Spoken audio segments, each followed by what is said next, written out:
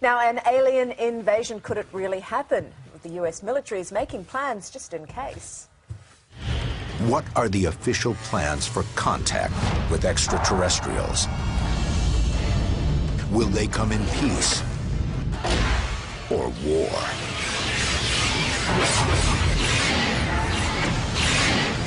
And what can humanity do in the face of alien invasion?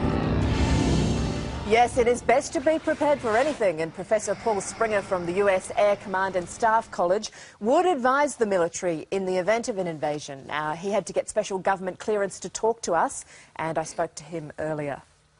Paul, it's an incredibly difficult thing, isn't it, to plan to fight back against an enemy we would know absolutely nothing about?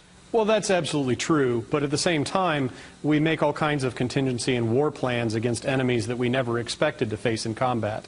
And so the idea that maybe the enemy will have something technological or doctrinal that we've never foreseen is something that we try to plan for any way that we can. Well, obviously, if we did get invaded, these aliens would be much more technologically advanced than we are because we didn't even know they were there. How would you go about fighting an enemy that was just so infinitely superior in technology? Well, the first thing you'd want to try to do is preserve your forces as best you could.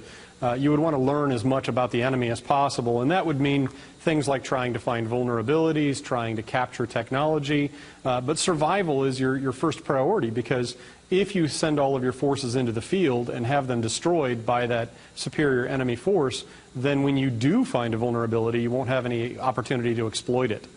What do you think would be the alien plan? What would they do first? That really depends on why they're here in the first place. If they're here for the extraction of a specific resource, for example, they might want to just eliminate any resistance that might block them from their objective.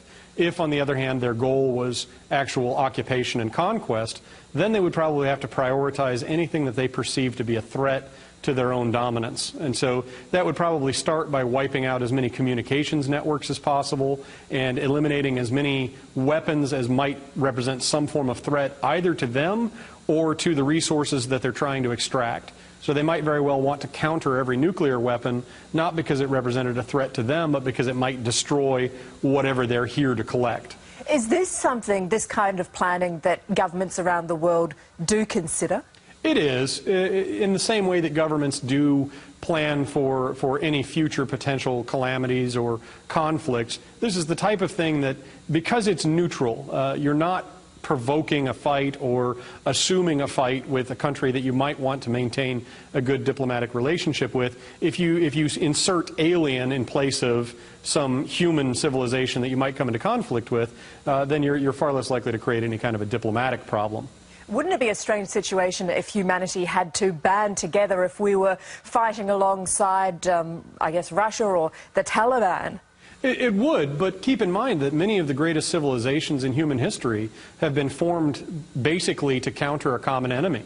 And you look at some of the great world powers of the globe today, and you find a lot of them formed because of the fear of a common enemy. Take, for example, the United States, where you had 13 colonies, each of which pursued its own interests and its own goals until they had to band together to try to win their independence collectively from the British. You make some very good points, and we're lucky to have you should the worst arise. Thank you very much. Thank you.